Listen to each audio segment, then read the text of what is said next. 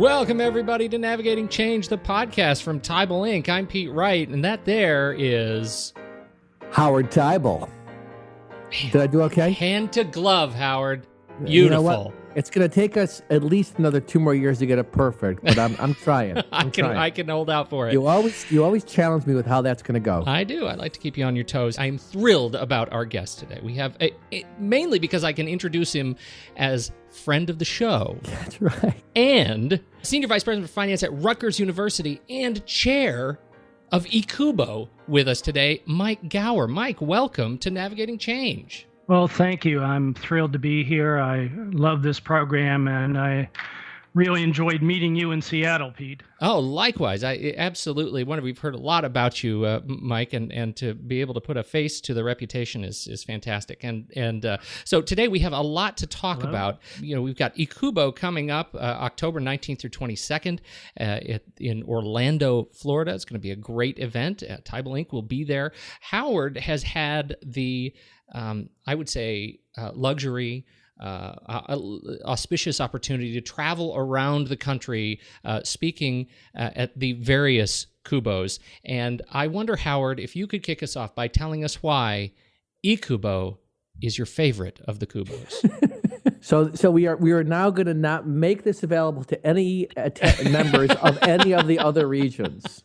Because they're going to say, wait, didn't you say that what CUBO was your favorite? I could have sworn you told us that. That wasn't a setup Mike in any way. Oh, no, you always, that's perfect. Well, it's in some ways, what's true is that EACUBO is the association I have been a member with the longest. This is actually the first year that I've had the opportunity to go to the other regions. And I've known Mike for many years now.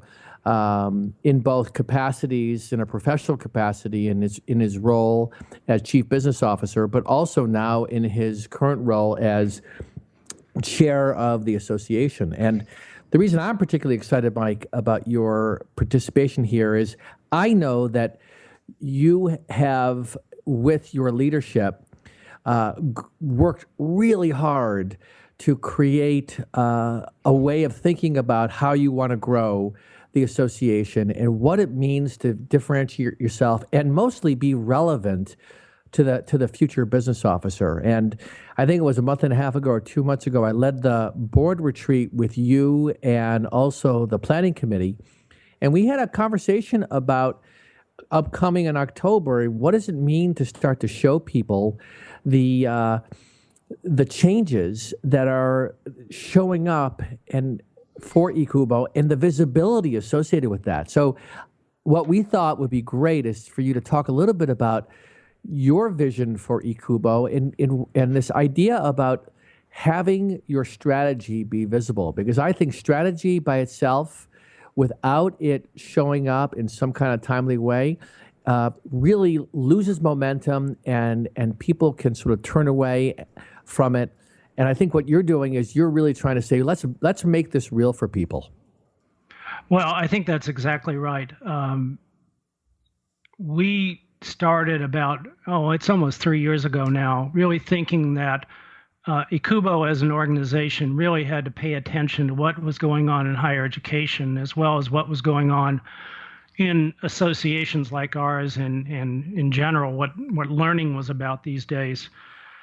And we recognized that if we kept going the way we were going, the old-fashioned EACUBO, that we could become irrelevant in just a short number of years, and that was unacceptable to our group. And we've spent a lot of time now, a good 2 years, planning the new EACUBO, and I think we'll have an opportunity this fall to show it to our members. But it really is change.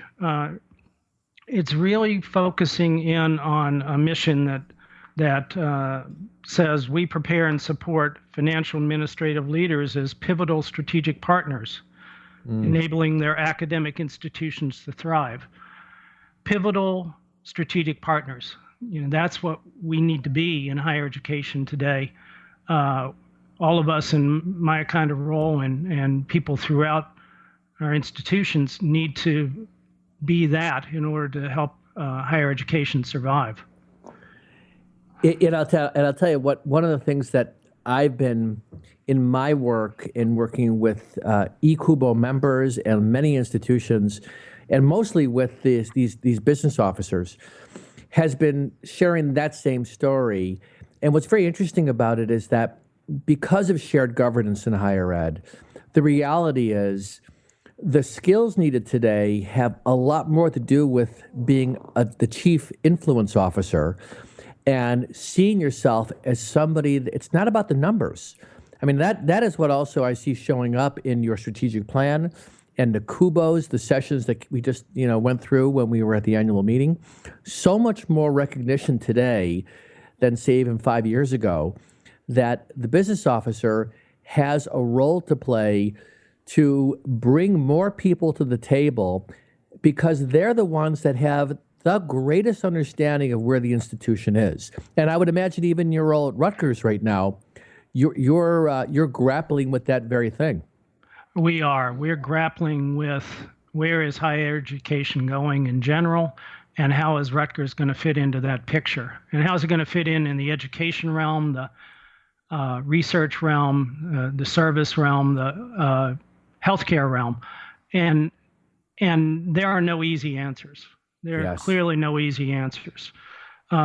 So our orientation now is much less towards skills than it is a mindset, than it is the kinds of capacities that we can help our members get through our program and services in order to be able to be that strategic partner and sitting at the table.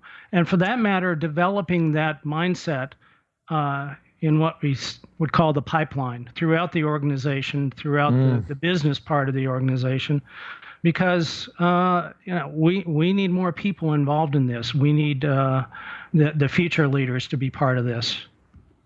So let me ask you a question about if I sit around with EACUBO leadership or board members or EACUBO leadership, in some ways you and I know that we're speaking to the choir about the need for change or the need for business officers. And I remember using this language in my last session about stepping up. And why is it that you find, because I think the message needs to get out there, and I don't think everybody understands it. Why do you think that's needing to stepping up is so important today for business officers? And do you think that some of them still haven't understood the transition that we're in? It's so important because, number one, at the end of the day, it is a business. I know that's an anathema to the academy sometimes, but the reality is that the economic challenges of higher education today are going to threaten many of our institutions.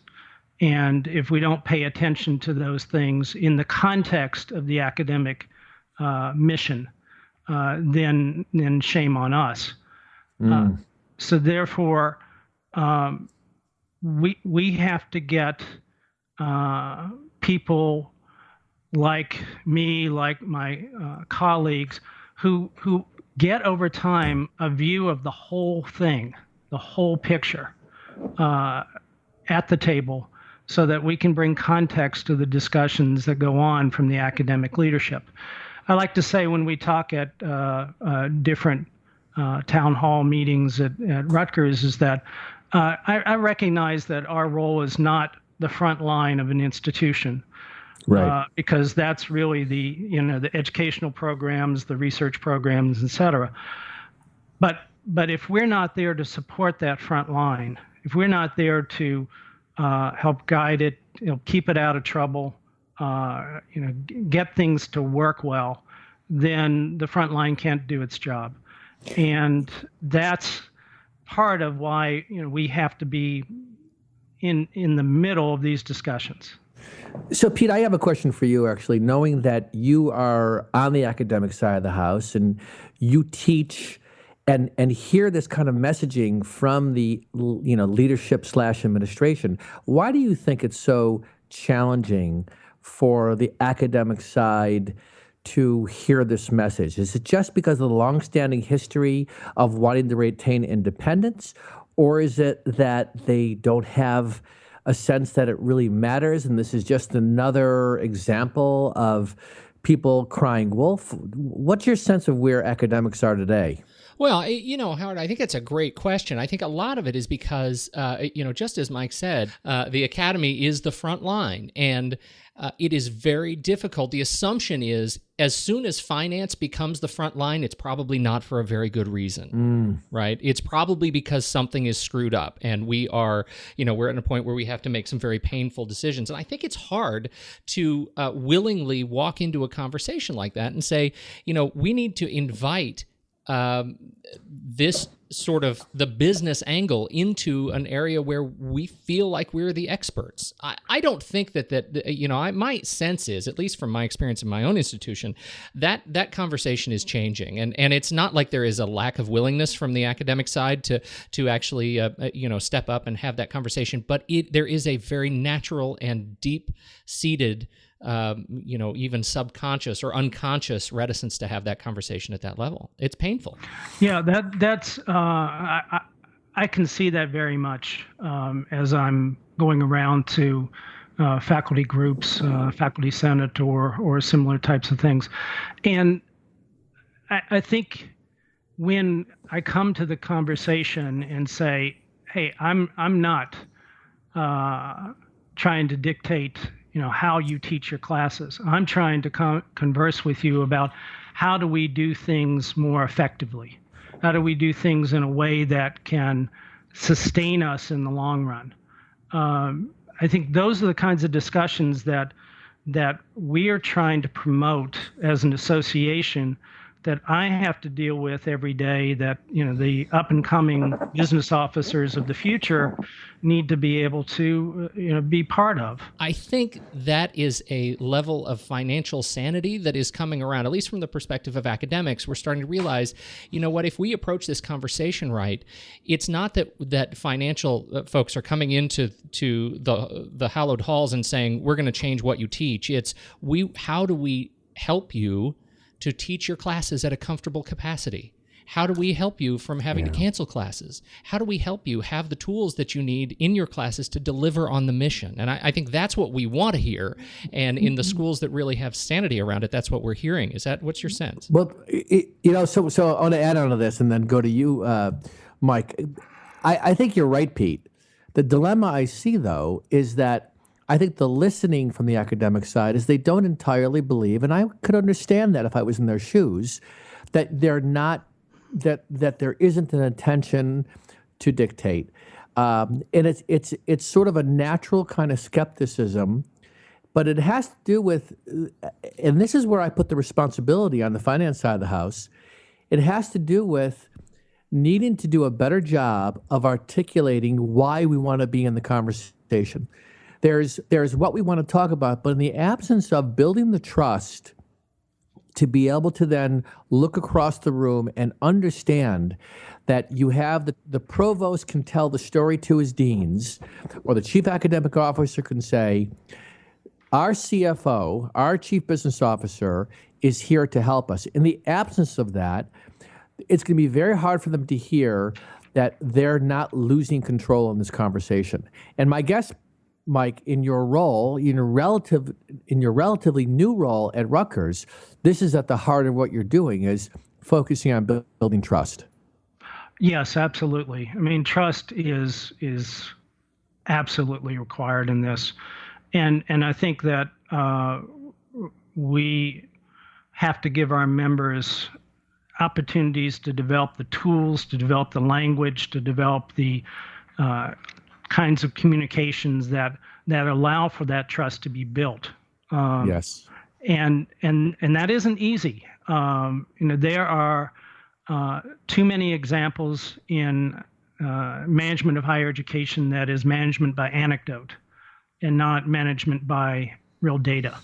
And trying to get to data that could then be available for discussions amongst the academic leaders, it is a critical job that I have for me, and that I know that my colleagues throughout the region and the country share. I mean, one of the things, I go back to the EACUBO's new mission, and And these words were very important. We spent a lot of time on these words. And the last phrase is enabling their academic institutions to thrive. Now, if I am in this role, I've been in higher education for over 30 years, management, I am in it because I believe in the mission. I believe in the goals. There's nothing more exciting than to see, the energy of the students, or to see the product of the research, or the results of the healthcare at institutions like mine. I'm not here to try to dictate. I'm here to try to say, how can we think differently? The economic model of higher education is going to change. How do we change it in such a way as to preserve and, for that matter, enhance the value of the education, of the research, of the healthcare? I think we can do that. I think there are economic models that can work. We're looking at our institution, and I know many institutions are looking at, the role of technology and how it contributes. Bill Gates spoke about that in Seattle at EACUBO. Then how the change in learning has impacted what goes on, how the organization of the institution needs to change around the change of learning. And I think those are the reasons why, we found it so important in EACUBO to say, we're not going to be about, the latest accounting update anymore. We really need to focus on capacity of our members. How do we help our members be able to come to these challenges and contribute to them? Well, what I love about this, in transitioning back to EACUBO in this conversation, is in some ways what the leadership of EACUBO is doing is challenging ourselves, meaning the internal leadership, who in many cases are the business officers across different institutions, to think differently about the association. And there is a discipline and a muscle to be built here to step back and say, no, our focus is not about the numbers. Well, if that's not true, if our focus is about influence and not the numbers, making change, what does that actually look like? And in a sense, what the association is doing during your leadership, Mike, is that it is putting itself in a position to get people to step back from this is how we've always done it here, to say, how do we do it differently? And what I'd love to hear you say a few words about is this thing that we talked about when I was at the board meeting.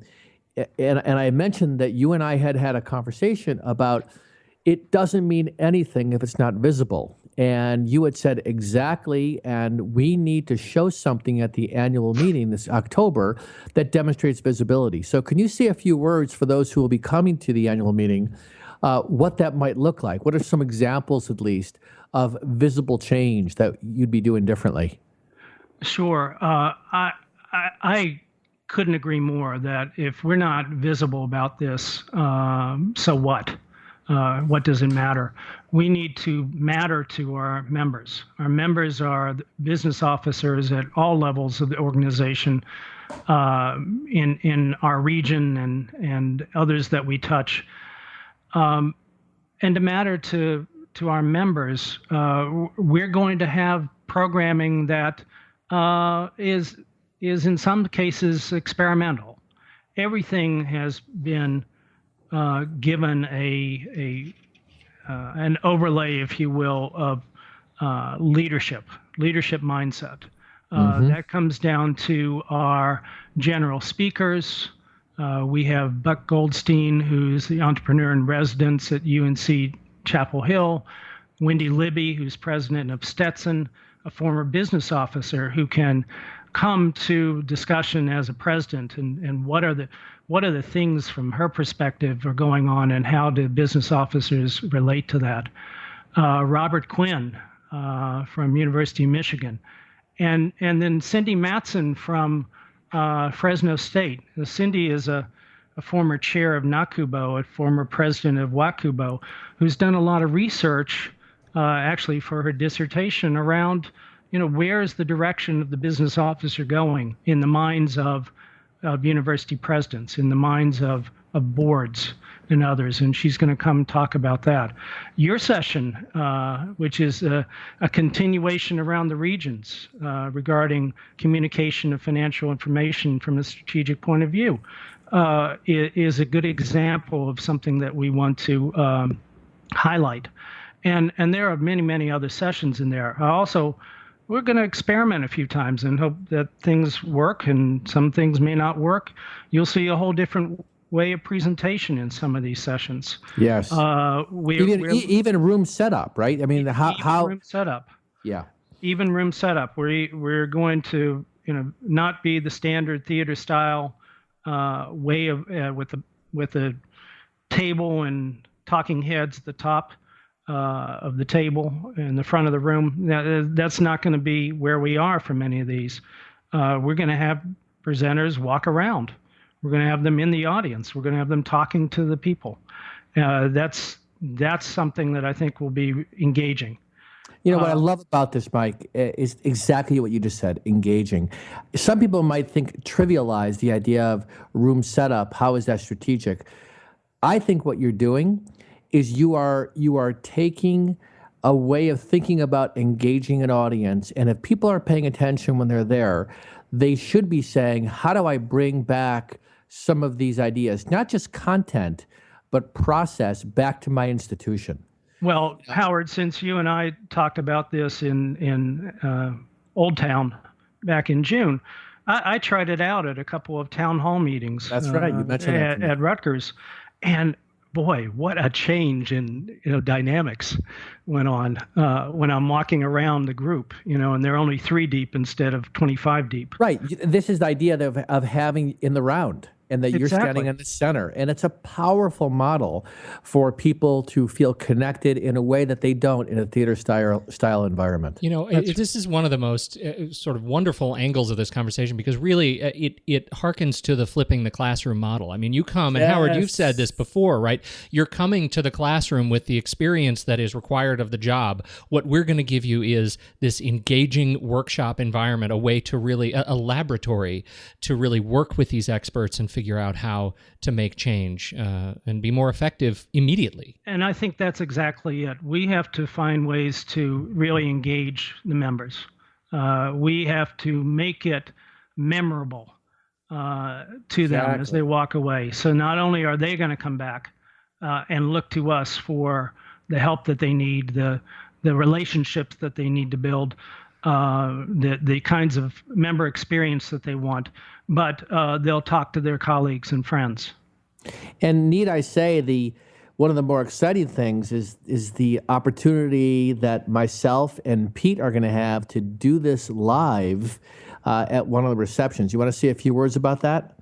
Oh, I sure do. We've been talking about it as Navigating Change Unplugged. Live and in color, and we're going to have this on Monday night at the annual meeting.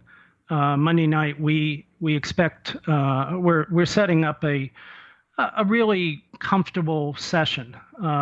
It's a reception. It's after dinner. It's dessert. It's beverages. It's intended to provoke opportunity for people just to have conversations and such, but in the corner of the room, we're going to have an engaged conversation through the Navigating Change Unplugged, where we have some people talking about some important topics, and can even bring in the audience into the conversation. It's also a little. It's also a little interesting to think about how that might work with a glass of wine or two, but why not? And I've been told that one of the best things that we need to do out of this is to have a piano at the ready for Mr. Tybal there. Oh boy, that's right. He's going to play us in. That's right. But Pete, at worst, Pete, this is going to be for some people in the room we're going to be sort of like the jazz background. The voices in the background of a little bit of microphone projection.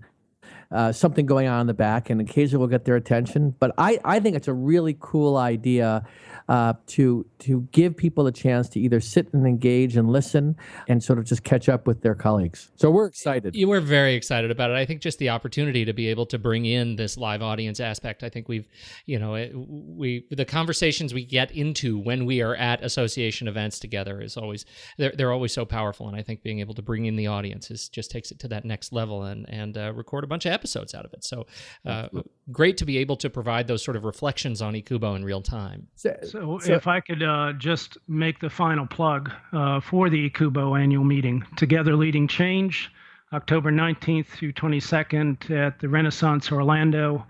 It's going to be a great meeting. We have a lot of people coming. It's going to be exciting.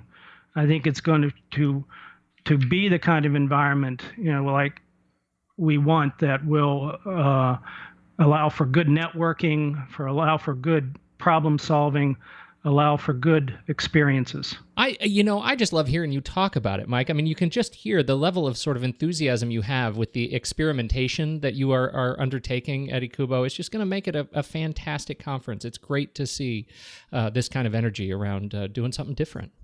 I sure hope it will be. Howard, what else? That was such a great final plug. Like I was all ready to do my part, and Mike just did it so much better than I ever could have. Well, I'll just add that I've had the benefit of working with Mike in front of his own teams, and we'll be working with Mike on some projects over at Rutgers. But I can tell you what I'm always inspired by, Mike, is that I think that you naturally exemplify the bigger picture of what it means to bring people into the conversation, and that your commitment, not just for the association, but I even think at your institution, to be able to say, listen, I can't do this alone. And not only is this a team effort, I want to make sure everybody feels connected and engaged. And I got to see you do that. And I got to tell you, it's rare. It's becoming more important. And I think that you demonstrate that beautifully for people that are looking for leadership and want to know how to engage. So you inspire me in how you lead others. Well, I've appreciated my work with you and friendship with you over the years. We've done a lot of good work together, both where I work and where I play in the association. So it's gratifying to me that we can build on that work going forward. Fantastic. It's going to be a great session, everybody, October 19th through 22nd. Thank you so much to, again, Senior Vice President for Finance at Rutgers University and Chair of EACUBO, Mike Gower. Thanks for joining us, Mike. It's been a real pleasure. It's been my pleasure. And Howard, do we have any other news for the people? No news. Let's leave it where it is. We couldn't have left it in a better place. We certainly couldn't have done so. On behalf of Mike Gower and Howard Teibel, I'm Pete Wright, and we will catch you next week on Navigating Change, the podcast from Teibel Inc.